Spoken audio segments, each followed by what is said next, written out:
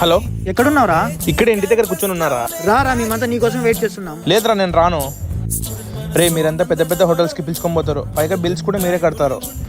మరి బాగుండదురా, నా దగ్గర బిల్ పే చేసేకి డబ్బులు కూడా లేవు. రే నువ్వు రారా, మనం పోయి టీ తాగేసి వద్దాం.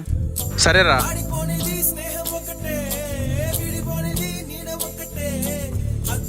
పదరా.